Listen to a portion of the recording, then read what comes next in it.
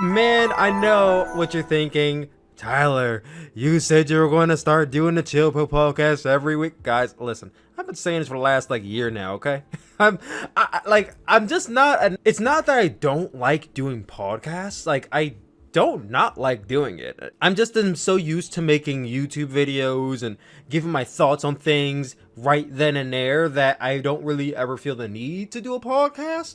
But now that I feel like I'm doing a lot more of my focusing on Twitch and on Patreon and might be doing some other platforms very soon, that I feel like there is some room for me to actually do podcasting now. Now, this is not confirmation I will be doing it every single week because I've been saying that for the last 3, 4, 5 different podcasts. So I feel like saying it again would just be me repeating myself in an empty lie. So I might as well just say, listen, we're doing this episode 16 here. I'm not going to say there's going to be episode 17 in 1 week or 2 weeks.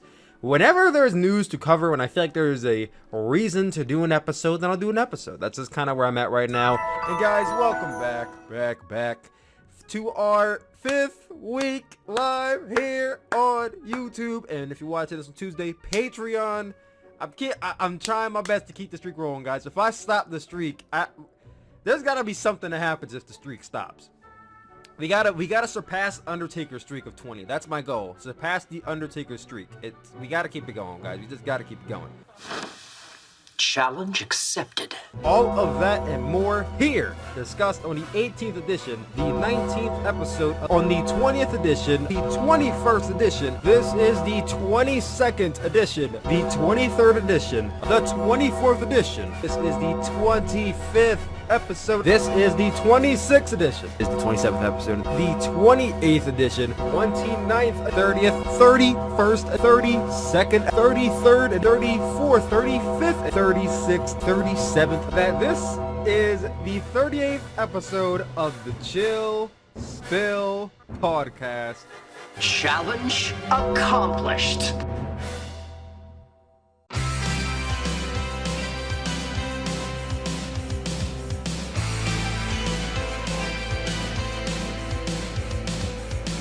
Yo, what is going on, guys? It is your boy Tyler Mask, aka Tyler Suplex, aka Suplex with 2 O's, SOOPLEX on TikTok, aka the one who lived. And welcome back to the 39th edition. Did I say Tyler-kun Williams? Oh, Tyler-kun Williams, yeah. I'm botching the intro already, but it's whatever. And this is the 39th edition of the Chill Spill podcast. And that is pill spelled with an S, but it's silent, much like the crowd at Wrestlemania 30 was when they realized that in only 6 years' time, or am I doing my math correctly? 6 years' time? 6, 7? In 7 years' time. In 7 years' time, there would be another kid, another guy by the name of Tyler Williams that will come and pose another big upset in breaking the Undertaker's streak. Because not only have I matched this streak at 21 consecutive episodes, we are now at episode 39, which marks the 22nd consecutive episode of the Chill Spill podcast. We've reached our goal, which means that no more Chill Spill podcast. This is the end of the series. Imagine if I just ended the series right here. But no, guys, we're on our 39th episode. I originally just made that goal just for fun. I didn't know if I would stick to it or not, but I'm glad I did. Because now I'm really in the routine. This is part of my week on Monday and Tuesday now. I gotta get ready, get notes ready and all that kind of stuff. Which takes about solid 2 hours to do whatever, but I have fun doing this. You guys seem to really enjoy the podcast, so we'll have this around for as long as you guys keep listening. I'll be here.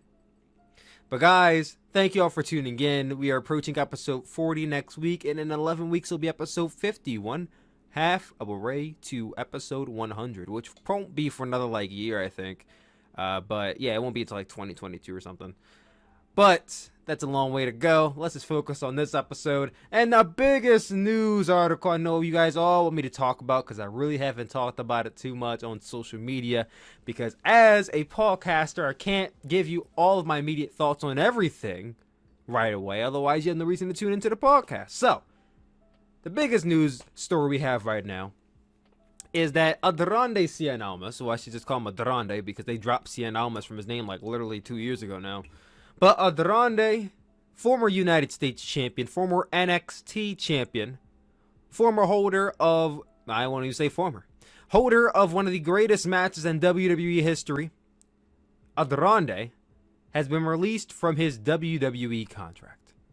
Now, earlier, before this happened on Sunday night, late Sunday night, early in the week, it was reported that Aldrande requested his release from WWE. It was reported by a lot of other news reporters like Dave Meltzer, Fightful, and Mandatory WrestleZone. All the news reporters reporting that Aldrande is thinking about leaving or has requested his release. That Aldrande actually came forward like a day later and confirmed it on Twitter that he asked for his release and that he was very thankful for what they've done and that he hopes the future takes him in this direction. And when I first heard about that, I was happy because I'm like, great. Like, he hasn't been on TV in like, I think since October. From last I checked, I don't think he's wrestled since October of last year, which is going on 6 months now. He hasn't wrestled since October. Yeah, they haven't had anything meaningful for him, and God knows how long. Because I don't know what exactly was the catalyst for why they took him off TV. I don't know if he was injured. I know a lot of people were on Twitter saying, "Oh, it's Zelina Vega's fault." As soon as she did her little OnlyFans, then guys, first of all, back the fuck off. Don't go blaming Zelina Vega for the reason why Aldrande asked for his release. It's not like he got fired. They didn't fire him. He asked for his release. And the reason why we don't know why they took him off TV. We know it's probably not a good reason, but we don't know why they took him off TV. So stop trying to project your inner feelings about your favorite wrestler not finally reaching their pinnacle so that way you can vicariously live through them onto a woman who has nothing to do with that. Stop it. Just stop it. Anyway, back on to the point. So Aldrande basically on Twitter saying that he requests his release. And the first thing I thought of was like, you know what? I'm happy that he came forward, he requested his release, because for the longest period of time, they haven't done anything with him. He's worth more than what they were using him for anyway. I mean, when I think about it, in NXT, he did pretty well in NXT. Now let's do a little bit of what's the term I'm looking for? A little bit of a timeline for Aldrande, right? Because I've watched his entire WWE career, because I was watching NXT consistently at the time when he came in. So he came in 2016. I remember because he came in this like Chippendales looking outfit. He had on these white pants, this black hat, these he did not look like anybody you should pay any attention to. He had a bumping theme song, but he looked like another wrestler. He let another wrestler, and he wrestled well. Like, he wrestled good, but like he didn't really have a gimmick cemented, and they really didn't give him enough to really sink your teeth into. So for like a solid few months, Aldrande just kind of existed on the NXT roster. It wasn't until 2017 that they started to push him a little bit. They started to give him a few matches, some higher profile matches on TakeOver cards, and I still remember because I attended NXT TakeOver Brooklyn 3. That was my first ever TakeOver like that I attended live. Wasn't my last, but it was my first. TakeOver Brooklyn 3 in 2017. He opened up the show with Johnny Gargano. Storytelling at its best, because I ended up attending their match at TakeOver Philadelphia, but I'll get to that in a second. So I attended that show. He was in the opening match. He had a really damn good match with Johnny Gargano in the opening match. So after his match with Johnny, that's when they really started to, push him along. And I think it might have been like later that month, or you know what? It might have actually been the first TakeOver War Games when he challenged Drew McIntyre for the NXT Championship. A lot of people don't even know this, but he defeated Drew McIntyre for the NXT Championship. And I remember that because it was a very interesting match where Aldrande, who is smaller, a little bit lighter than Drew McIntyre, was the heel, And Drew, who was the bigger baby face, was the baby face. Like, it was this odd dynamic where the smaller guy was the heel, which is almost a rarity in professional wrestling, where the smaller guy is the bad guy in the big talk, because it's always the whole David Goliath thing. You know, the smaller guy has to overcome the odds. It's hard to tell a story where the smaller guy, if they got into a fight, probably could beat the taller guy's ass. Or, like, likely, the taller guy who's a babyface could beat the smaller guy's ass. That's how it goes. That's how the trope goes.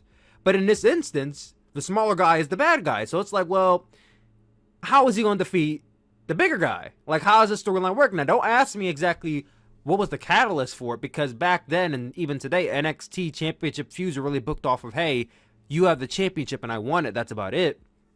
Nothing too deep into that. But he did end up defeating Drew McIntyre to win the NXT championship. And I remember that moment because I was like, damn, Aldrande Cien Alamas is really good. He's a Latin star, a Mexican star, one of the two. Please don't cancel me. One of the two, Latin or Mexican. And he's great. I really enjoy his work, and I can't wait to see what else is done with him. Now, at this time, there was nobody more red hot in NXT than Johnny Gargano. Johnny Gargano, from 2016 to, like, I want to say 2019, maybe even 2018, 2019. I'll say 2019. From 2016 to 2019, NXT lived and breathed Johnny Gargano. Johnny Gargano was the sole reason NXT had blood pumping through its veins. And I want to say the sole reason, because there was a lot of great things about NXT, but Johnny Gargano almost carried that the brand on his back with his takeover performances. And it really all started with his tag team matches with Tommaso Ciampa in 2016, because if you guys remember, going into 2017, there was this, like, triple threat tag team feud for the NXT tag team championships between DIY, Johnny Gargano, Tommaso Ciampa, the Authors of Pain, Akam and Razor, who are no longer with the company anymore, and the Revival, who are now FTR, Cash Wheel, Dax Harwood. At the time, they were, oh my god, I'm forgetting their NXT names. I'm forgetting their WWE names. I call them Cash Wheel and Dax Harwood so much. Oh, what were their names in NXT? You know what? Scott Dawson and Dash Wilder. There we go. I remembered. So Scott Dawson and Dash Wilder. Those three teams had, like, this amazing, like, year-long tag team rivalry. And right after that rivalry, because if I remember correctly, the reason why the rivalry really ended was because I think it was because Ciampa got hurt and Johnny had to go on his own. And that's where we started getting the Johnny Gargano singles push. And that led into TakeOver Philadelphia, where he got his championship match against Andrade Cien Alamas. Now, mind you, I attended TakeOver Brooklyn when they actually opened the show. Here I am attending TakeOver Philadelphia with my cousin and my sister and my other little cousin. And to this day, I don't feel like I've seen a better, like, main event for a live show than Johnny Gargano versus Aldrande Cien Alamas. Like, that is still, in my opinion, one of the greatest matches in WWE history. Now, I have a bias because I was there, but no matter how many times I watched that match back, and I've watched that match back at least like 4 or 5 times now. 4 or 5 times. And every time I watch it back, I'm still in awe of how amazing it was. So, you could put it up there. I think that match deserves to be up there. Even if Aldrande isn't signed with WWE anymore, he should be in a conversation of greatest matches in the company's history. So he has the match. He retains the title against Johnny Gargano. And that's where we got Tommaso Ciampa's return. And that led into TakeOver New Orleans. Now, at TakeOver New Orleans, it was main evented by Johnny Gargano and Tommaso Ciampa, which, in my opinion, is one of the greatest matches in NXT history. I wouldn't go as far as to say all of WWE, but definitely one of the greatest matches in NXT history was the first Johnny Gargano and Tommaso Ciampa match in their feud. And co-main eventing that same show was Aldrande Cien Alamas versus Aleister Black for the NXT Championship, which I would even say they had a great match on that show, but it's just immensely overshadowed by the main event. But they had a great match, and that's where he dropped the title to Aleister Black. Aleister Black became the champion. Aldrande, I don't want to say he fizzled out. He never won the championship back. But he started to fizzle out because at that point in time, Aldrande had already been in the 2018 Royal Rumble. So you know at some point he was going to get called up to main roster. It was just a matter of when. When was Aldrande going to go to the main roster? Now, if I could look at his Wikipedia real quick, I probably could tell you when that was. I want to say it was like very late 2018. Now, mind you, I wasn't watching Monday Night Raw or SmackDown at this point. I stopped watching that like 3 years earlier. But, when was his call up? It says he was drafted to SmackDown on April 17th, 2018. So he got drafted, like, pretty much right after TakeOver. So, yeah, he got drafted after TakeOver. And then he was on the main roster thereafter. They took his name away from him on January 15th, 2019, and he became a Aldrande. And I still remember because I attended Royal Rumble 2019. And he was in the Royal Rumble match, and I was rooting for him. He wasn't my top pick. My top pick was Drew McIntyre. But I was rooting for Aldrande. Like, yes, Aldrande, he can win this. Now, I never thought for a second they were actually going to pull the trigger on Aldrande. Not that I didn't want them to, but I didn't get the sense that they were ever going to, push him to that level. But this dude entered in the Rumble pretty early. And he made it, like, to the final, like, 5, 6. He was in that final echelon with Braun Strowman, Seth Rollins, Randy Orton, Dolph Ziggler. He was with those guys. And then, by some bullshit-ass finish, he just got thrown out by everybody. And I was like, God damn it. I remember being so mad when he got eliminated because I was literally rooting for him at that point because he made it so far. And I felt like ever since the 2019 Royal Rumble, because remember, in 2019 as well, he started this feud with Rey Mysterio, which was honestly some of the best reasons to watch Raw or SmackDown in 2019 was the Aldrande Rey Mysterio feud. I ain't gonna lie, for like a short smidgen of time, I was tuning into Raw and SmackDown just to watch his matches with Rey Mysterio. Like that's how much of a pull he had to me.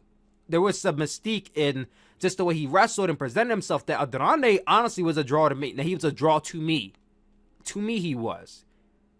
How I define the word draw is somebody that is going to get people to watch. That is a draw. That is what a draw is in my eyes and in your ears. But you listen to me say.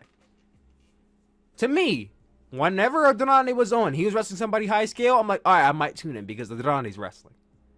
But I always knew in the back of my head, I don't think they're going to push him that far. You progressed into 2020 and wasn't really doing much. Now, I believe in 2020 is when he actually won the U.S. Championship, and I was happy for him. Or he might have won it before then. Correct me if I'm wrong.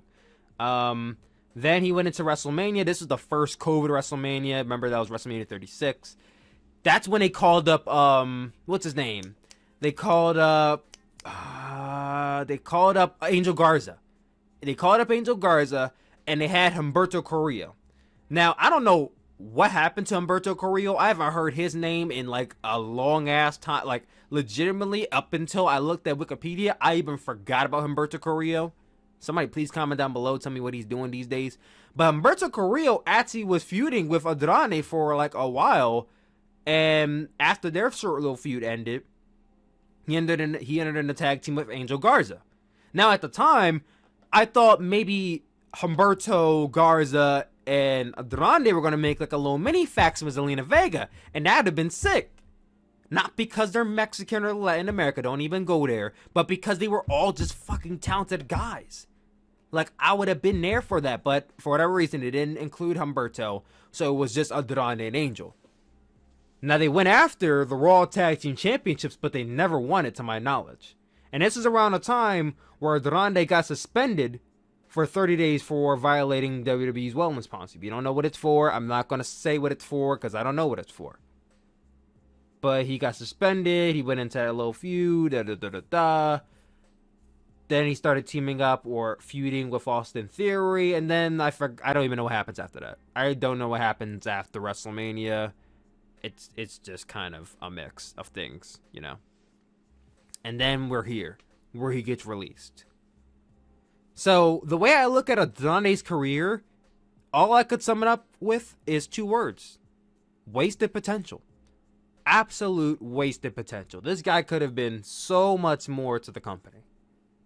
I know people are throwing around terms like he could have been the Alberto Del Rio of WWE. And even though I think that saying that is kind of a demotion for Aldrande, because he's stepping down to the level of Alberto Del Rio, that serial abuser of women, I wouldn't even go that far. But if you want to talk about like the level of a push, if they really wanted to, Aldrande could have filled that role and he would have made it work. But for whatever reason, they didn't want him to be in that role, so he never did. And when he asked for his release, I said, you know what? Let him go. Let him go, and he can go somewhere else and do something bigger. So now that he's actually been released, I am happy for him, and I can't wait to see where he's going next. Now, there are a few notes here regarding his release that I did want to get into.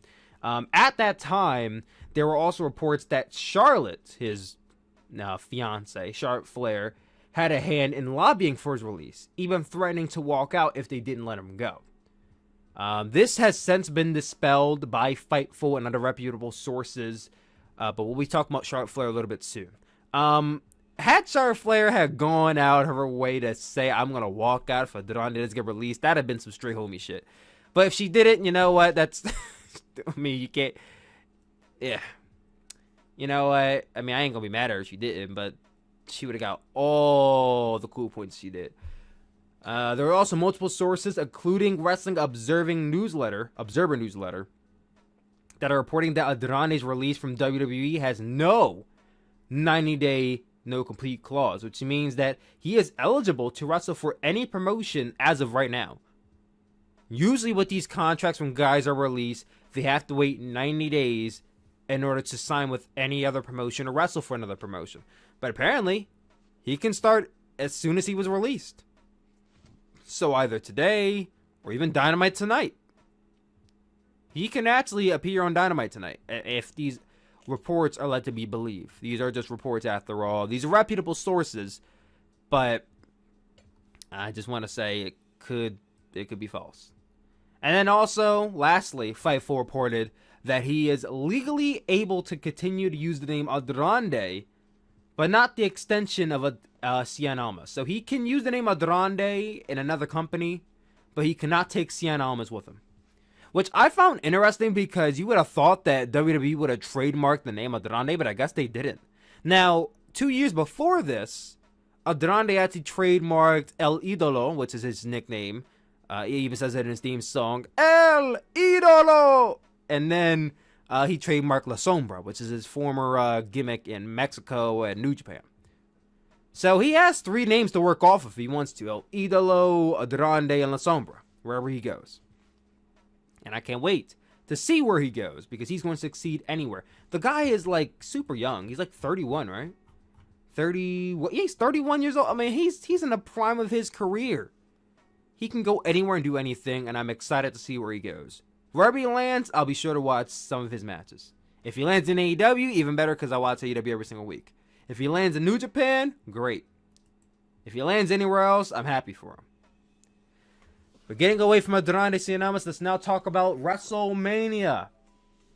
Wrestlemania is set for an attendance of 25,000 fans across both nights. Tickets did go on sale last Thursday and sold out almost immediately on Ticketmaster, so good for WWE. But the real kicker was the waiver that WWE was forcing fans to sign before attending. So before you could buy your ticket, or I'm guessing in the process of checking out to buy your ticket, you had to read and either virtually sign or accept a waiver. And it reads, in consideration for being permitted to attend WrestleMania 37 at Raymond James Stadium in Tampa, Florida, set to take place April 10th and April 11th, 2021, which will include, without limitation, me voluntarily attending the event itself and other activities relating to or arising from the event and engagements in, around the venue, and other valuable consideration, the receipt and adequacy of which is acknowledged by purchasing or possessing a ticket to the event and presentation of the ticket at the event for access. I irrevocably accept an agreement to be bound by these terms and conditions, voluntarily enter into this liability waiver and release. Here's the good stuff. Assumption of risk and indemnity. Oh my lord, I'm about to stumble with this word. Indemnity. Indemnity. Oh, I've never seen this word before. Wow. Okay. Agreement. Individually. I'm glad I'm not a lawyer having to read to somebody. Individually and on behalf of all persons attending with me under the tickets purchased hereby. All references to me or I. Hereby will be interpreted to mean me and all persons attending with me via this ticket have voluntarily. This is in big ass text. Have voluntarily agreed to attend the event.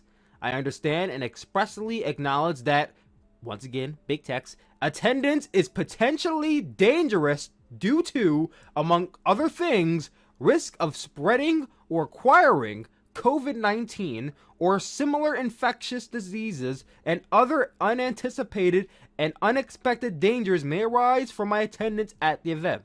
I hereby assume all risks of loss, damage, and or injury, including death.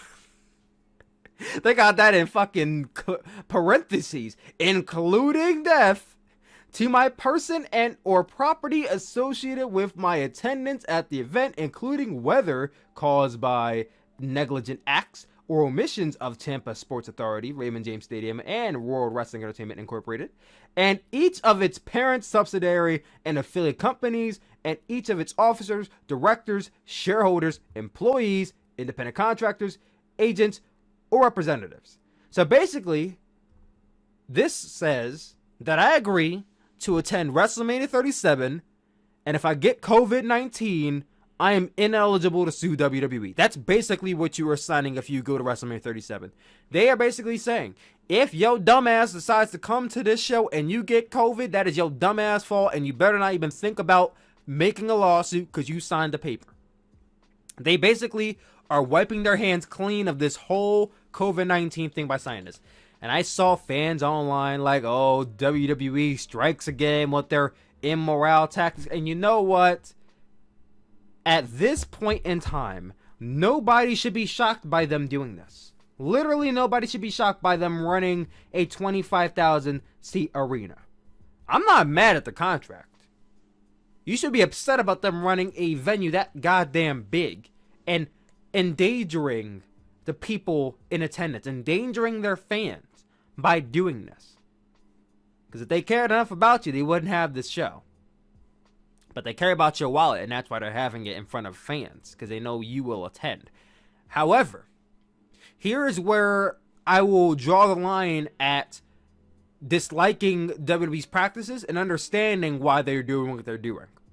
Because by them having this contract, they are putting you, and I'm not saying you in general, but let's just say you're attending WrestleMania.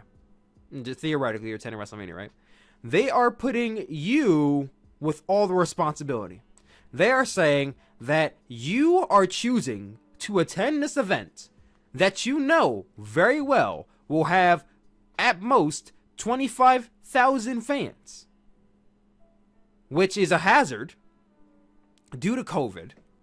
You realize that you are going to attend an event with that many people that could possibly, anybody could be carrying the virus, and that by you attending, you realize that you are putting yourself at risk to actually get the virus.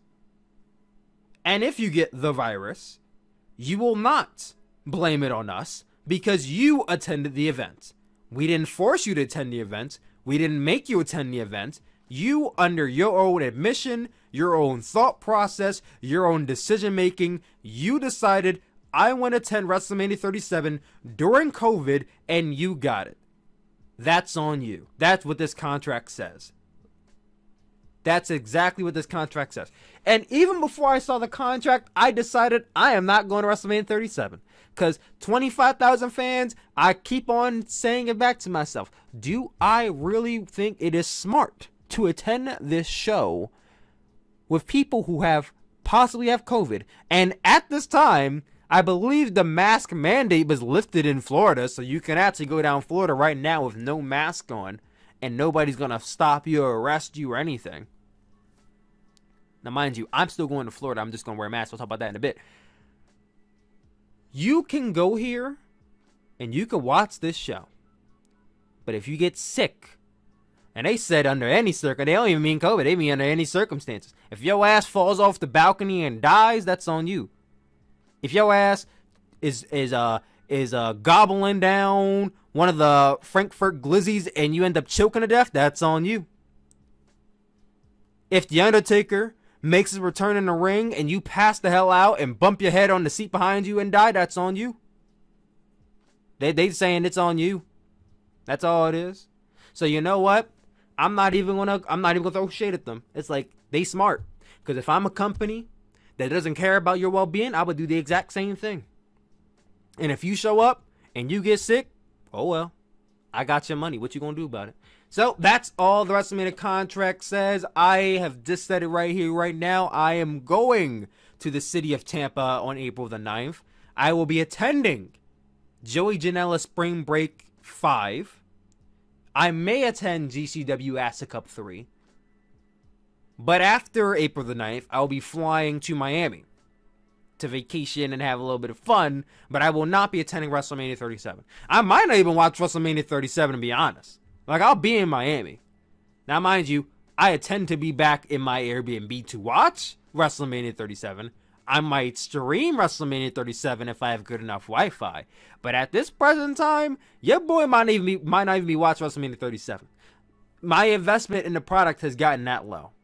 It's gotten to the point where my concern about WrestleMania is not even that much of a concern to me right now. Now, I realize that my channel benefits from doing content like a WrestleMania, but I need my vacation. I need my vacation. And Miami sounds like a great place to possibly get COVID, because you motherfuckers down in Miami don't act either. I saw the pictures online. Of all them damn people on South Beach, crowd around with no mask. And I'm black, so I could say this, but 80% of those people were black people, so I was very disappointed in seeing that as well. But not surprised.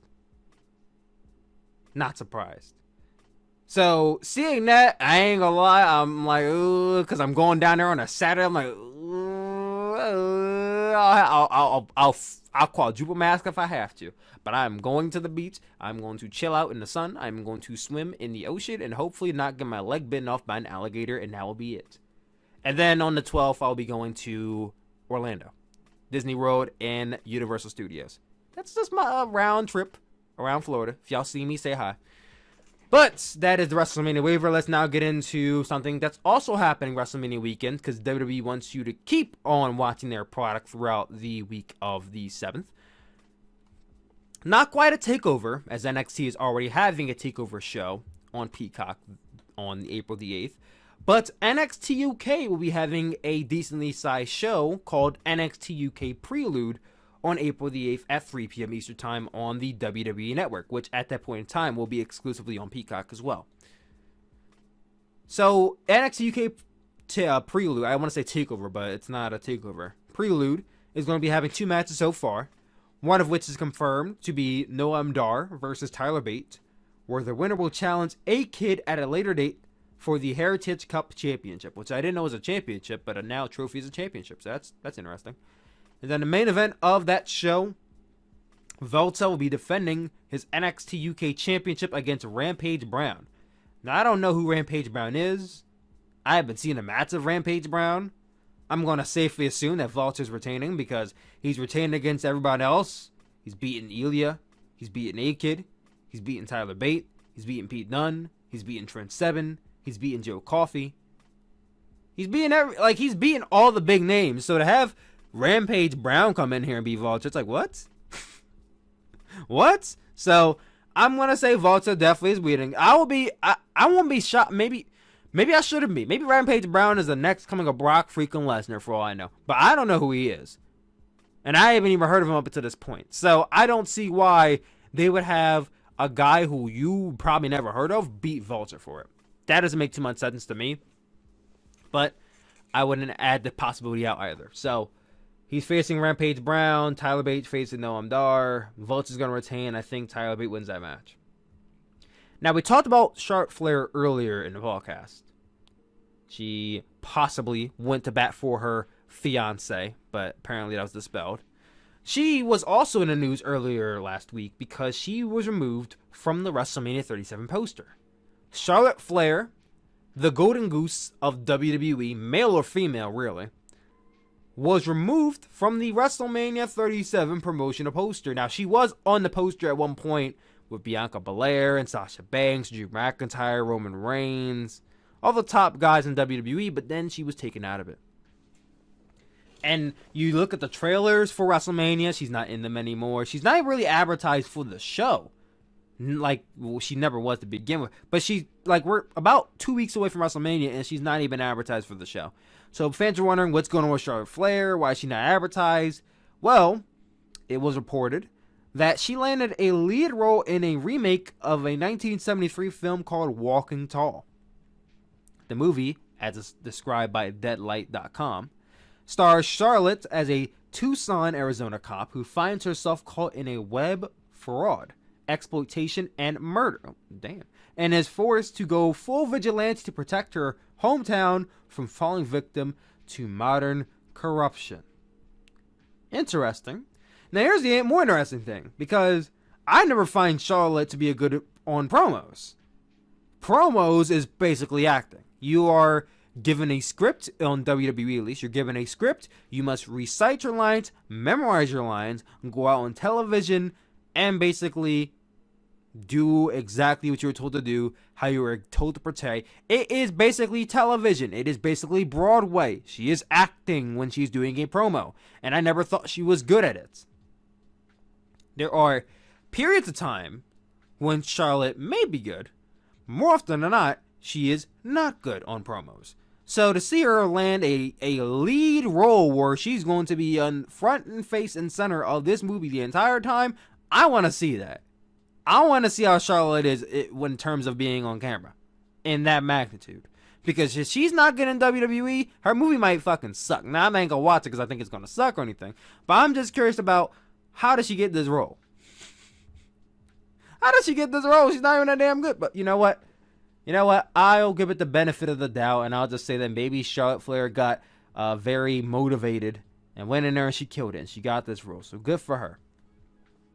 Good for her.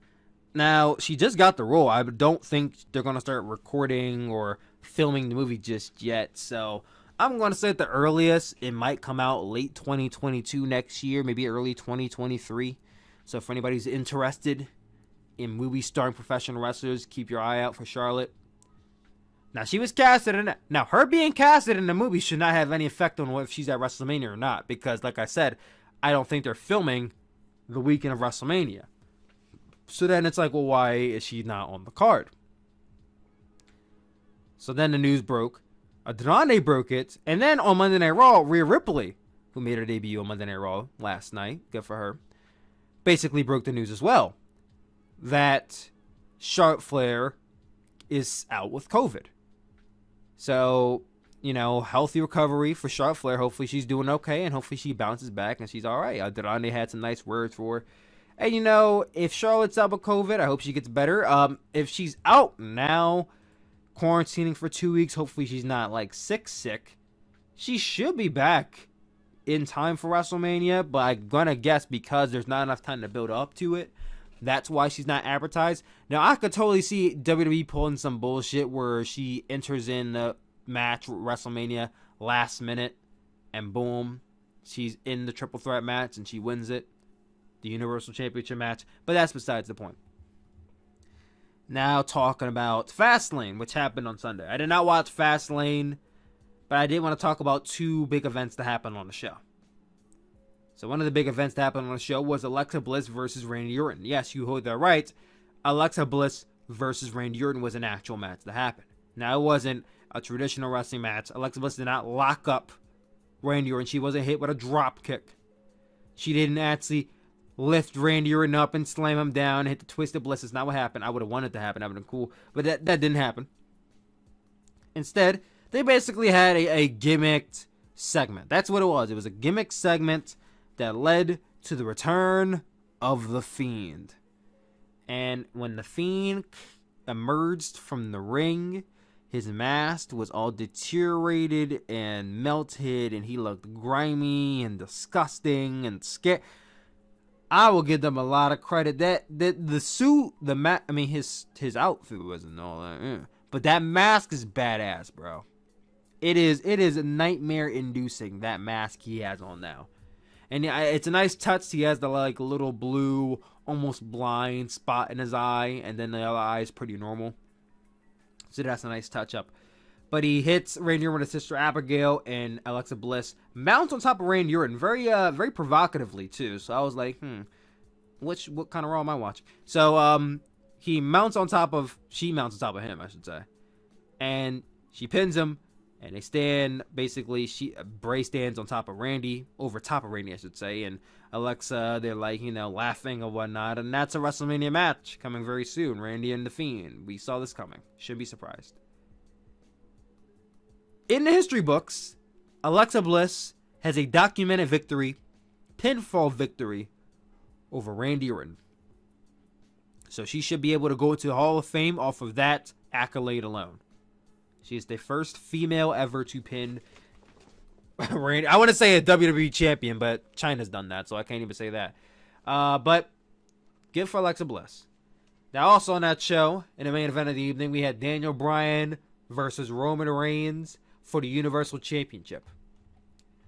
Now, I have to write down the sequence of events that happened because there's a lot that happened here. So they had their little match. Then the referee gets knocked down, leading to Edge, who was the ringside enforcer, coming into the ring to step into the referee's role. Because apparently, when you're in the ringside enforcer, if the referee goes down, you can insert yourself into the match as the new referee. New Japan should take notes. Maybe they'll have cleaner matches. Just a thought. Jey Uso comes out to take out both Edge and Bryan. He grabs a chair, but Bryan takes him out with a running knee. Daniel Bryan then grabs a chair to go and take out Roman Reigns, but Reigns ducks this, and Daniel Bryan ends up hitting Edge. Edge gets caught in a friendly fire. This gives Roman a new opening. He hits a Superman punch onto Daniel Bryan and goes for the spear. Bryan counters this and takes Roman down for the LeBell lock, or is it the Yes lock? I don't know which one they call it now. I'm going to say it's the Yes lock since he's a babyface. He takes down Roman for the Yes lock. Referee's still down and out. Now, Edge is down and out too because Daniel Bryan hit him. Roman Reigns is stuck in a submission. You're like, what is going to happen here? Someone's going to break it up, but Jey Uso's down too. So it's like everybody's down. Roman Reigns has nowhere to go. Paul Heyman isn't too much of a bitch to step into the ring. And in the most shocking thing I think I've ever seen on WWE television in the last few years, Roman Reigns, lightly, it was a light one. He wasn't like, but Roman Reigns taps out to Daniel Bryan. I mean, this guy slapping his taps out. I was mind blown that I saw this. Because to my knowledge, I don't think I've ever seen Roman Reigns tap out. This is almost on the magnitude of if I saw John Cena tap. I'm like, wait a minute, Roman Reigns is tapped out? Now the bullshit ass thing about this, bro, is that the referee was not there to see it. But I'm like, you know what? That was actually kind of fire. The first time Roman Reigns ever taps out is to Daniel Bryan and a referee is down. So that is how you do a ref is down spot, and it actually works and it means something. So kudos to WWE, because you could have had Roman Reigns tap out to Daniel Bryan, look like and it would have ruined some of his mystique because he never tapped out. But because he tapped out and the referee was down as a light tap out, it keeps it down. It's like he could be like, I never tapped out, or I never tapped out in front of an official. Like there's a lot of layers to that moment happening that made me like kind of mark out for it. So kudos to WWE for pulling that off. They have their instances where they can actually do well. They have their instances when they can do well. And I'll give them that much. But only that much. So referee's down. Roman's tapping out, which I think is the first time in his career. Wrote that down. But the referee was down in the midst of it. Edge, being pissed that Bryan hit him with the chair, Edge clobbers down Bryan in the back with a chair. and he starts beating Daniel Bryan down, and he's pissed at him. He's yelling, "This is mine! This is mine!" And he leaves the ring. So everyone's saying Edge turned heel, Edge turned heel. And this is what I was confused by, because I'm like, Edge just came back from an injury at the Royal Rumble as the babyface. If he's a heel now, it's heel versus heel WrestleMania as of this moment. It's heel versus heel WrestleMania, because Roman's not turning babyface because of this. He didn't attack Roman, he attacked Daniel Bryan. So I'm like, why would you turn Edge? Now, don't get me fucked up, bro. Edge as a heel is fucking like the best heel you could have on your roster any year is Edge. Because Edge in 2000s, that dude pissed me the fuck off so much. And Edge will go down as one of the greatest heels in wrestling. I'll say that much, and you can disagree with me if you want, but I think he will. I think he is. So you know what? If they want to go with a heel Edge, cool. I'm there for it. I might even tune into the first SmackDown to see how heel Edge looks like. But what I was confused by was why he's heel, supposedly heel, right now when Daniel Bryan isn't a part of this match, because Daniel Bryan did not end up winning the match. Roman Reigns covered Daniel Bryan after he got beaten down, and he retained the Universal Championship, which would mean that Daniel Bryan is out and Edge is still in. And if that's the case, how are you going to book that? Which is why I never thought, oh, Edge turned heel. What I was thinking was Edge just beat up Daniel Bryan because Daniel Bryan hit him. It's not like Edge saw Daniel Bryan miss Jey Uso, at least to my knowledge he didn't. He just got smacked in the shoulder. He was looking away. So to Edge's knowledge, Daniel Bryan hit him unprovoked for no reason. Just like Will Osprey did beat Priestley. But he hit him for no reason. So you know what? If a man hit me for no reason, I'm going to hit him back for a reason. So, do you blame Edge? Not really. I mean, he cost Daniel Bryan a match. But it's like, is that really a heelish move? Is that really a heelish thing? Like, I could see if Edge beat up Daniel Bryan and the spot never happened. But the spot happened. So, it could just come down as a misconcept. Edge wasn't aware. They could literally explain away that way and keep Edge a babyface. They have ways they can go with this. They can have Edge come out and be like, listen, I didn't see you get hit. I apologize. Daniel Bryan's not for it. And at least them having a singles match, which I'm down for. Or Edge could keep on being mad, keep on being pissed, and just be that devilish, evil, heel that he was back in the 2000s. Now, you can go either way, and I would be satisfied. I'd be more satisfied with heel Edge, honestly, because I wouldn't mind seeing heel Edge. But at the same time, if Roman's a heel, Edge shouldn't be a heel. So, unless Dan Bryan's a part of the match. But then I get into this report that I saw on Wrestling Observer Live. Wrestling Observer News. I could never say WN. Wrestling Observer Newsletter. There we go. Apparently, the report from Dave Meltzer is that the plan for WrestleMania is for Daniel Bryan to be inserted into the Universal Championship match. And that it will be a triple threat at WrestleMania between Roman Reigns, Edge, and Daniel Bryan. Which then I ask, how is Daniel Bryan going to be a part of those plans when A, he lost at the Royal Rumble, and B, he lost here? You only got 2 more weeks to WrestleMania. How are you going to make that make sense? Is Roman going to say, oh, well, you made me tap out, so I'll give it to you? He ain't going to say that shit. Roman Reigns doesn't want to face Daniel Bryan again. At least that's how I see it. Why would he want to? Why would he want to increase the odds of him losing the championship? You think Edge is going to want Daniel Bryan in a match? He said, this is mine, this is mine. Edge don't want Daniel Bryan in a match. None of those guys have any incentive to insert Daniel Bryan into the picture. Daniel Bryan is trying to insert himself into the picture as a babyface, which is still odd to me. So how is Daniel Bryan going to land this spot? Is he going to have a singles match against Edge on SmackDown, and that's how it happens? I don't know. I'm not really following this storyline. I'm very, very late in the game here. I haven't paid attention to really any storyline going to WrestleMania, which is why I'm probably not even guaranteed to watch the show. But there's just so much that's like, where do you go? What do they do? How do they get from point A to point B? And it's like, you don't have that much time between now and WrestleMania. So how they pull this off is the bigger question. But now, since we're here, we're talking about it, let's actually talk about the WrestleMania match card, which has had some few matches added to it since, the last few days. Last week on the Chill Spill podcast, we talked briefly about the WrestleMania match card. We talked about the New Day versus AJ Styles and Omos for the WWE Raw Tag Team Championships. We talked a little bit about Braun Strowman versus Shane McMahon and their dumbass feud. We even talked about Paul Heyman being in the corner of Roman Reigns to defend the title against Edge, which is now solidified for night 2 of WrestleMania.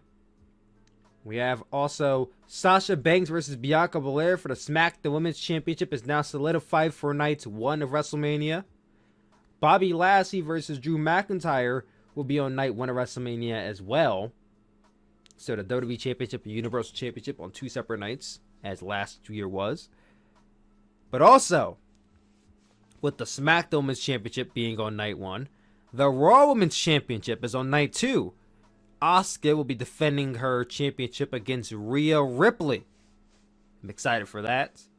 And then we also have 2 new matches added to the cards, 1 for each. On night 2 of WrestleMania, The Fiend will be going one-on-one with Randy Orton. As of right now, there's no stipulation attached to the match. It's just a regular singles match, so interesting enough. I hear an ice cream truck outside my window, so hopefully you guys don't hear that too.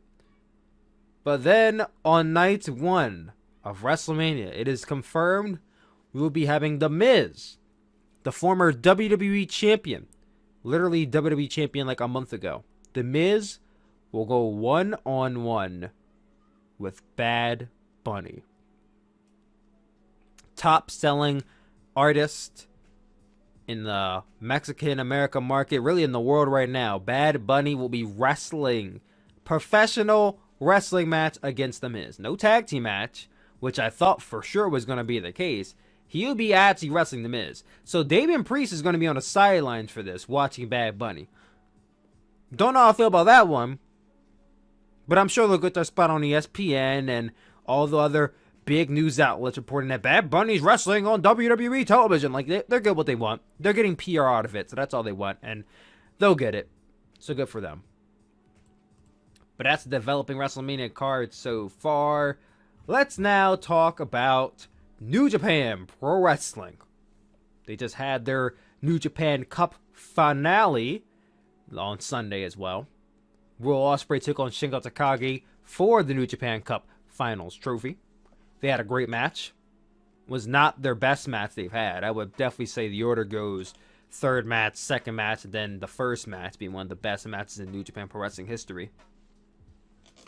They had a 30-minute excursion, 30-minute scuffle, I should say, that saw William Osprey hit his Stormbreaker onto Shingo Takagi to win the New Japan Cup.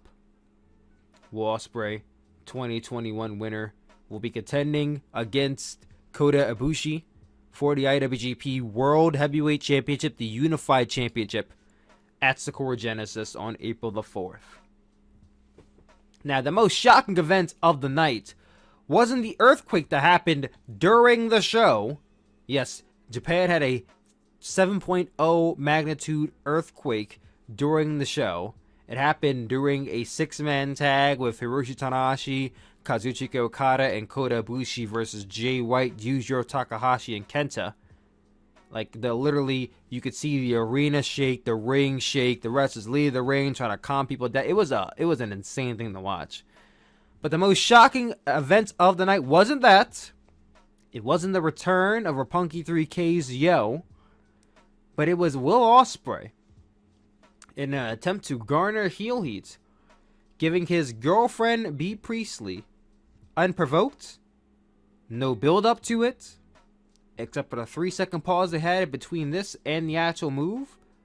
He gives Bea Priestley an Os Cutter. An RKO, one would say.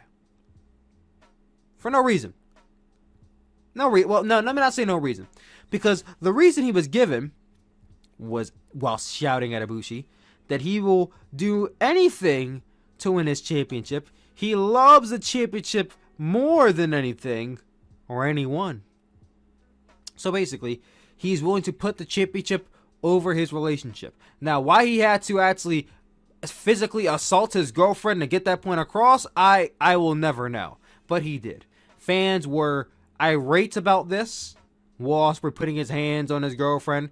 Here's the first thing I'll say about that. If you have a problem with Will Osprey giving a RKO to B. Priestley, but you did not have an issue with Randy Orton giving an RKO to Alexa Bliss, then you're hypocrites. Now, obviously, Randy Orton isn't dating Alexa Bliss, but you're a hypocrite. Now, where I think they're coming from is that in a normal relationship, this would be domestic abuse because the boyfriend is actually beating on the girlfriend. I could see that. But on screen, on television, it is a show. It is a professional wrestling show. Will Osprey did not jack his girlfriend's shit. He did not punch her in the jaw. He gave her an RKO. She will live. She took moves. She's taken way harder moves in the ring before. My issue was not that he RKO'd his girlfriend like many people were. My issue is that he did it for no reason. There was no build up to it. There was no reason for him to do it. It was just dumb because what it looked like was that he did it just to garner heat. And what was funny about this whole situation was that he did it and the crowd did not react. The commentators did not react. It was just dead silence during and after the cutter. It was just awkward. It was fun. That spot, that moment will forever live on in infamy as one of the most awkward, uncalled for spots in New Japan Pro Wrestling, like modern New Japan. But no, I'm not pissed that Will Osprey gave his girlfriend an RKO. I was just very confused and found it laughable about why he did it. Because he had many other ways to garner heat. He had many other ways to make himself like the bad guy, but giving an RKO to his girlfriend was not one of the ways I would have done it. But to outright try and cancel Will Osprey for doing this, when B. Priestley, I 100% can assure you, probably agreed to this spot. I think it's laughable that fans even trying that. But that outside the way, Will Osprey will face off against Kodabushi. Let's also preview Sakura Genesis happening on April the 4th. So opening that show, we have Taichi, Zack Sabre Jr., and Doki taking on Guerrillas of Destiny, Tama Tonga, and Tongaloa, and Jado, 6-on-6. Yeah. We have Dick Togo, Taiji Ishimori, Yujiro Takahashi, Kenta, and Evil versus Yoshihashi, Tomohiro Ishii, Hiroki Goto, Toru Yano, and Kazuchika Okada. We also have Shingo Takagi, Sanada, and Tetsuya Naito versus the Great Okan, Jeff Cobb, and a mystery tag team partner, with basically a new member for this faction. Now, will it in fact be B. Priestley making her thunderous debut here at Ryogoku? Probably not. But who will be the mystery opponent, the mystery partner? Not too sure. You know, originally I would have speculated that it would have been Yo, but Yo returned on, New Japan Cup Finals. And he's actually involved on the Sakura Genesis card, so it won't be him. Like, is there anybody that's out, injured, pegged for a return? I haven't heard anything about Carl Fredericks in a hot minute. Maybe it's Carl Fredericks. Maybe it is Carl Fredericks. Or it could be Shota Umino, who's been gone for a long-ass time with literally no semblance on if he's coming back or when he's coming back or where he is. Could be Shota. Could be a lot of guys. But I'm not too sure. I'm not even going to speculate too much on it. I want to be surprised. But I'm going to say it could be either Carl or it could be Shota as one of my top prospects. Also on the card, we have Satoshi Kojima and Hiroshi Tanahashi versus Bad Luck Fale and Jay White. So the Tanahashi and Jay White feud is not over. Make me look like it's just starting, or reigniting, I should say. We have Roppongi 3K, Yo and Sho reuniting once again. Reunited, and it feels so good. They are paired up once again to take on Yoshinobu Kanemaru and El Desperado for the IWGP Junior Heavyweight Tag Team Championships. Yoshinobu Kanemaru and El Desperado have had a fair share of matches against Roppongi 3K. This is far from their first match. Far from the first match. So, yeah, I'm not super excited about it, but I am happy to see Yo back. El Desperado is currently also holding the IWGP Junior Heavyweight Singles Championship. He is a double champion. I don't really see why he needs to hold 2 championships right now. So, I'm going to peg Roppongi 3K to win this match. And then, as I said earlier, the main event, Kodabushi versus Will Osprey. The question is, who do I think will win, though? Who do I think will win? Now, this is completely 50-50. Completely 50-50, in my opinion. Kodabushi can retain, or Kodabushi will lose the championship to Will Osprey. Will Osprey is the leader of the faction that is United Empire. They are getting behind him. He did just win New Japan Cup 2021. If he's following in the footsteps of Evil last year, and even Okada in 2019, then yes, he will win this match, and he will be the new champion. At the same time, Kodabushi's only been champion since January. Maybe they want a longer reign out of him. I don't know where I don't know. They could go either way. You know, if it's me and they want to actually establish a new main event star, I would go for Will Osprey. I don't like Will Osprey. Personally, I don't like Will Osprey. But I'm not going to deny that I think he's great in the ring. There's a lot of things in the ring, a few things I should say, that I don't like about, you know, his in-ring work. But more often than not, Will Osprey can pull out a great match. And I think that him in that top spot in the main event scene with the championship, it's something different. It's something fresh. And who knows, it may actually get us some better, newer matches. I don't mean I say better. Newer matches in the main event picture with Will Osprey in there. So, I'm not going to say I'm in favor of Will Osprey winning it, but if he does, you know what? I'm not mad at it. If Ibushi retains, you guys know I'm a humongous Ibushi fan. If Ibushi retains, great. Ibushi's still the champion. But I'm going to say 50-50, either man could win, but I'm going to put my money on Kodabushi retaining the IWGP World Heavyweight Championship. Now let's talk about AEW. AEW had their St. Patrick's Day Slam last Wednesday. Tonight, they're having Dynamite again, which I will be live for, as I try to be every single Wednesday. Cody defeated Pentagon El Zero Miedo, which I was not at all enamored with. But, of course, why not? Cody has to beat his opponents. That happened. Now, also, after the match, Pentagon beat down Cody. And the Nightmare Family came out to kind of, you know, fend them off. QT Marshall is late to react, though, and he walks out to the ramp, and he's like, well, what are you guys doing? And they're like, wait. Who cares about this QT Marshall Dustin Rhodes feud? I don't know. This should be on Dark, not on Dynamite. Jade Cargill made her singles debut.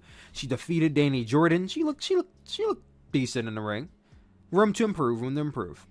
MJF also made his faction debut with FTR, Tully, Blanchard, Wardlow, and Sean Spears. He came out, cut a promo, announced his faction name to be the Pinnacle.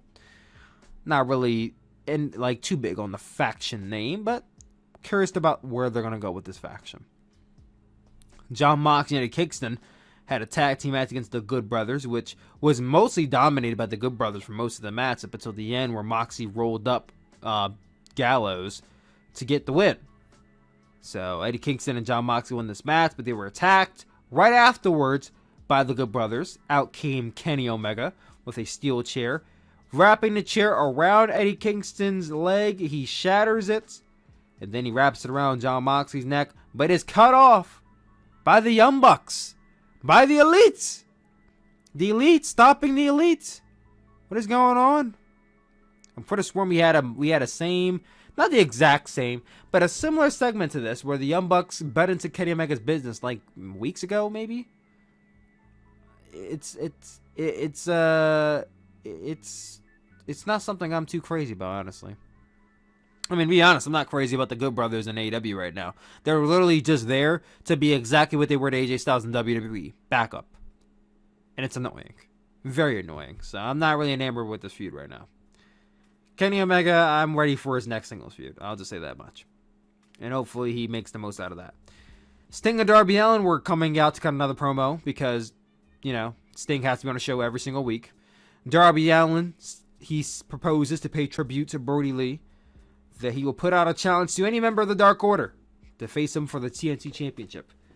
In a repeat of last week, Lance Archer came out, he said some words, walked to the back. So yeah, if you didn't watch Dynamite last week, that's basically what happened.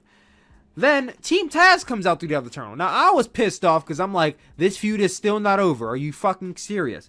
Brian Cage comes out, and with Team Taz, he comes out and he's like, you know what, Sting, I respect you, even though you beat me, even though all we went through, I respect you. Now Taz, Hook, and Powerhouse Hobbs are all confused. They're like, what are you talking about? What are you doing? Why are you giving this guy props? And then he storms to the back. So it looks like Brian Cage might be turning babyface soon, which is odd. I didn't expect that to happen. I'm curious about where that's going. And then the main event of that show saw Britt Baker and Thunder Rosa in a lights out match. And holy shit. This will go down as one of the best matches in AEW Dynamite history. I think I've said the best match of all this podcast, but legitimately it will go down as one of the best in Dynamite's history, the women's history, whatever you want to call it. It's up there. It's goated. It's definitely goated. Tables, ladders, chairs. You had it all in this match, except for kendo sticks. I was shocked by that. But you want to know what else you had in this match that many weren't expecting? And I called it during the match, jokingly, but it actually happened. We had blood. It's a very taboo thing in pro wrestling for women to bleed. From their heads, at least. For women to bleed. But here, in this match, we had Thunder Rosa bleeding at first, but, it was a little bit of blood. But then, Britt Baker starts bleeding, and she has she ain't doing a JBL versus Eddie Guerrero type gusher, but she's bleeding. Like, she has a crimson mask, blood on her face, all in her eyes, all in her hair. It's an unnerving sight at first, but then you realize this never happens, where we're seeing women go to task this far in a match. The last time I could think about a women's, Extreme Rules, hardcore type match that went all out and was great was Becky Lynch versus Charlotte Flair at Evolution 2018. But that match had no blood and didn't have this next layer. Thumbtacks. We had thumbtacks in this match too. Thumbtacks in this bitch. Thunder Rosa is down. Britt Baker goes outside the ring. She grabs a sack. Now, we all know what that black sack is, but I didn't want to believe it. But she pours thumbtacks right in the center of the ring. Her Thunder Rosa battle out for a bit, and push comes to shove. Thunder Rosa power bombs Britt Baker back first directly onto the thumbtacks. You can see the thumbtacks are sticking to her back. It's just like, oh my god, this woman's taking the spot.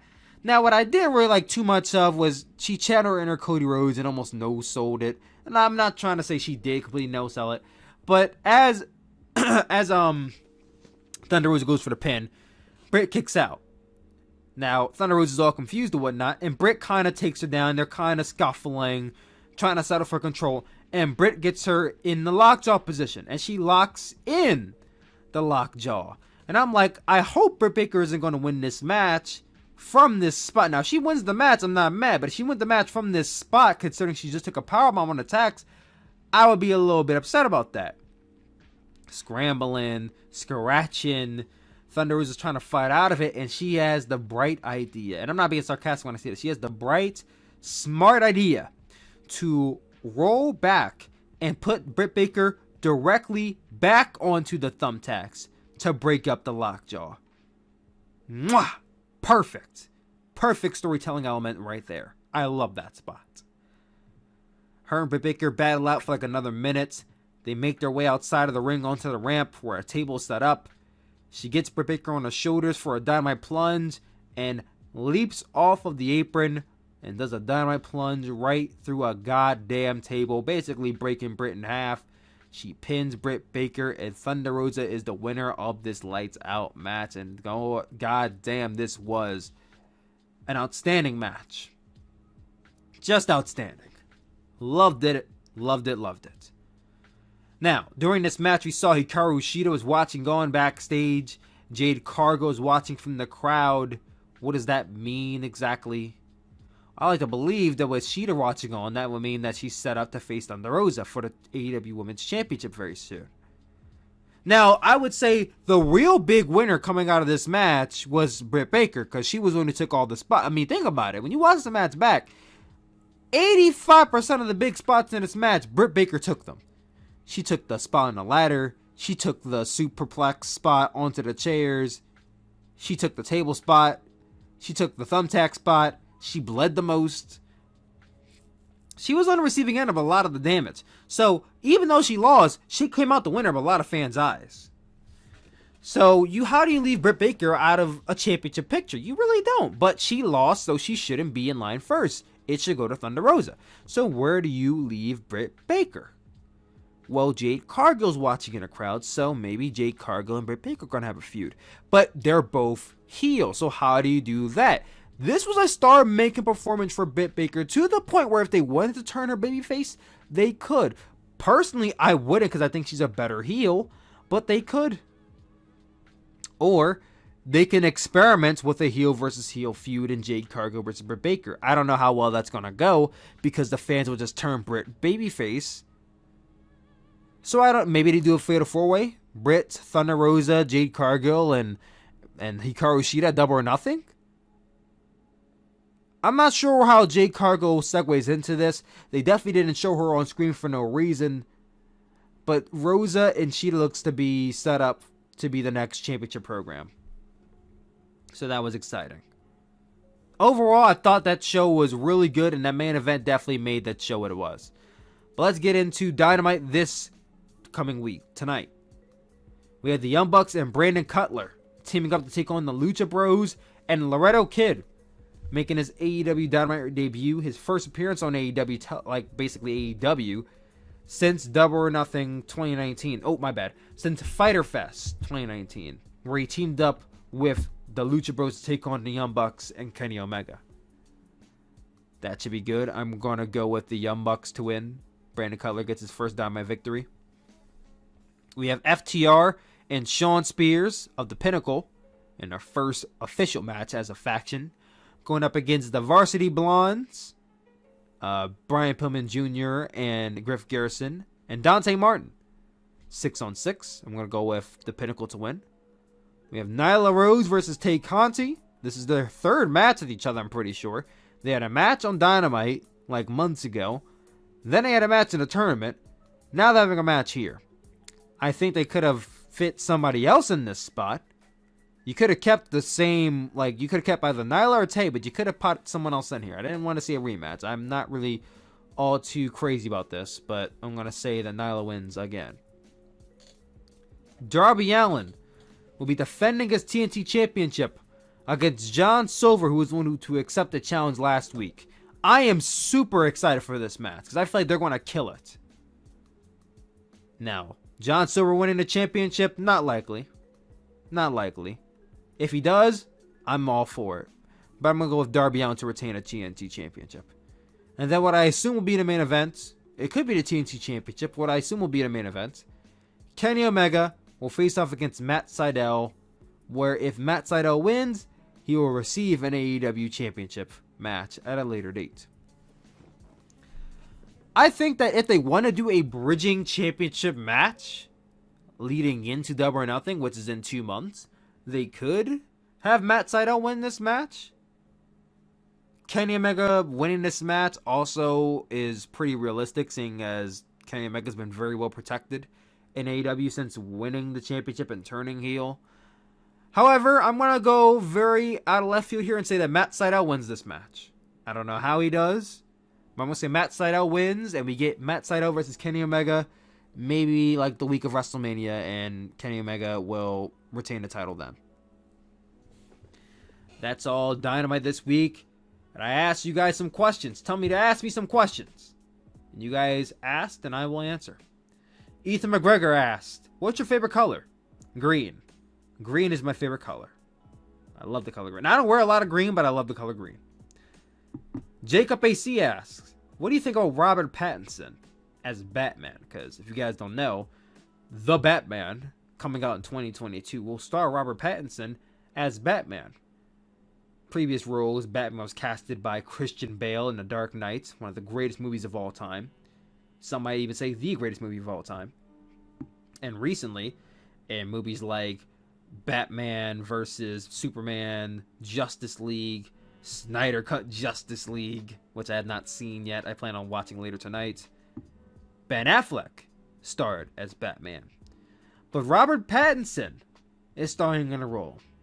Now, many people don't like this because when you think Robert Pattinson, you think of Twilight.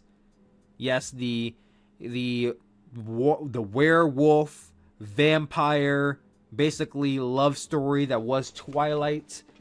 That Robert Pattinson, I forgot his name. What was his name in Twilight? You think I remember this because I was in school when this happened. So, here's what I will say about this. I wanted to hate this. I really want to hate this because I'm like, ew, Robert Pattinson? But here's the thing. I didn't watch any of Twilight. Because when Twilight came out, I was in middle school. 2009, yeah, I was in middle school when Twilight came out. Now, in middle school, you were frowned upon if you watched Twilight, at least as a boy. You were frowned upon if you even thought about wanting to watch Twilight. So I stayed away from watching the movie. I stayed away. I'd never seen Twilight. I always heard nasty things about it. And like, it was a terrible movie. Kirsten, what's her name? Kirsten, I almost said Kirsten Dunst. It's not Kirsten Dunst. Kristen Stewart's performance was egregious. I know that Taylor Lautner was the werewolf in that movie. Taylor Lautner, most well known for his grade A Oscar nominee performance in one of the greatest films to ever grace this earth. The Adventures of Shark Boy and Lava Girl was in the part New Moon, and what was the other one called? Breaking Dawn. He was in those two movies. Robert Pattinson had that lead role in the first movie and the last two movies. I didn't see him in that movie. And I haven't seen Robert Pattinson in any other movies he starred in. The only time I have ever seen Robert Pattinson in a movie was in Harry Potter and the Goblet of Fire. And he was 18 at the time, and he had a very minuscule role in the movie. So, I can't judge Robert Pattinson off his acting skills because I haven't seen Robert Pattinson in any movies. So, I want to not like this, but I feel like I shouldn't. I shouldn't pass judgment. I should have a clean slate. So, I'm going to do that. I'm going to reserve judgment. I'm going to go in there with a clean slate and hope that he lives up to the men who fouled before him. That's how I feel about him as the role in Batman. Waylay Long asks, which wrestler do you dislike the most? I mean, it's Cody. I think you should know this by now. It's Cody. And it's not like I even dislike Cody as a person. I really just dislike Cody because he books himself to win all the fucking time. This guy barely loses. Cody as a professional wrestler in the ring, I have no issues with Cody in the ring. It's when he has to win and lose that bugs me. Like, he did not have to beat Pentagon on Dynamite last week, but he did. That's what bugs me. That's why I dislike Cody so much. And he also asked, which WWE wrestler theme song is underrated? Cesaro's Miracle is immensely underrated. I would say that Black or White, Justin Gabriel and Heath Slater's theme song from 2011 is immensely underrated. Michelle McCool's theme song is immensely underrated. There's a lot of immensely underrated theme songs in WWE, but that's just a few of them. Oh, Santino Marella's theme song, I ain't gonna lie, that should be hitting on the low. And finally, are you buying the new Hana Kimura t-shirt? I don't know, man. Maybe, but tomorrow, actually today is the 1 year anniversary of Hana Kimura's final wrestling match against Mayu Iwatani at Stardom's Cinderella tournament. So rest in peace, Hana Kimura. It just made me think about her. And Mason Rollison, the final question. Could you do a little 3-minute dream scenario fantasy booking for Aldrande and AEW NJPW, ROH, Impact, CMLL, AAA, Indies, etc. And what are some matches you're looking forward to on a GCW collection show? Now, he doesn't know this, but I'm attending Joey Janela's Spring Break. So I'm looking forward to any matches happening during Spring Break. I'm looking forward to Asa Cup 3. And I'm also looking forward to what's the match? There's a really dope match happening on Bloodsport with this girl named Janelle Kai. I've seen some of her work. She's really, really, really goddamn good. I can't wait for her match. And I obviously can't wait for the Culture. I won't be in the city of Tampa in enough time to catch For the Culture, but I'm excited for all the matches happening on that show. The show that I was going to be front row for last year, but didn't go to because of COVID. But fantasy booking Andrade in AEW, I would love personally to see him versus Wardlow. Now you might ask, why him versus Wardlow? I go back to him versus Drew McIntyre. I thought they had a damn good match. So oddly enough, I don't know why, but I feel like him versus Wardlow is going to smack. I would love to see him versus Pac. That would be amazing. Him versus Phoenix. And look no further than him versus Rey Mysterio being a great match. Imagine him versus Phoenix. That would be lightning in a bottle. And then finally, him versus Kenny Omega is going to smack really hard. Now, I'm not saying they should skyrocket this guy into the AEW Championship picture night one. But at some point, if he signs with AEW, they got to do Kenny versus Aldrande. And if he wins, cool. If he doesn't win, it happens. He shouldn't be, skyrocketed anyway, but can't wait for that. If he signs with New Japan, I feel like him versus Juice Robinson is going to hit very hard. I'm going to love that match if it happens. Him versus Kodabushi would be great as well. Him versus Will Osprey would smack. But these last two matches right here, I am over the moon for if they happen. Aldrande versus Shingo Takagi. I don't know why. I mean, I know why. But that match, it makes me want to explode. Explode in a lot of aspects. But him versus Tetsuya Naito. With him being a Los Ingobernables, former Los Ingobernables. The story is there with him versus Tetsuya Naito. They could even have him join LIJ for all I fucking care. If Aldrande joined LIJ, I might even start watching New Japan more consistently. But Tetsuya Naito versus Aldrande, that's my top dream match for New Japan. For ROH, I barely watched ROH, so I'm going to say Bandito and Roosh. For Impact Wrestling, Aldrande versus Chris Bay would smack really hard. That would smack super, super hard. And then in the indie scene, so many of my favorite indie wrestlers are signed to NXT now, so there's not many to choose from, but I'm going to say Leo Rush and Lee Moriarty. Now, as I said, I am attending Joey Janela's Spring Break 5, but there's also a show I'm looking forward to for GCW, and that's Asa Cup 3, a 16-man tournament happening during April the 8th and April the 9th. On this show, in this tournament, you have Cole Radrick, Treehouse Lee, Nate Webb, Braden Lee, Still Life, Dragon Bane, Arimas, Arez, KTB, Ken Broadway, Loretto Kid, AJ Gray, Lee Moriarty, Calvin Takeman, Jordan Oliver, and Tony Deppen. That is a stacked tournament of indie talent. So for that matter, I'm gonna watch that tournament. I might even cover it if you guys want to see it. But if I had to take a good guess who might win that Asa Cup 3 tournament, it's either the five last guys. It's either AJ Gray, Lee Moriarty, Calvin Takeman, Jordan Oliver, or Tony Deppen. But my pick, I'm going to say Tony Deppen wins it. Tony Deppen wins it all. And he will likely, those last five guys are going to get signed to NXT. Because that's just where we're heading now with indie wrestling. You go to NXT. But guys, that was Chill Spill Podcast episode 39. What do you guys think? Comment down below. Let your boy know. I love you guys always, and I will see you all next week for episode 40. Peace out here, guys.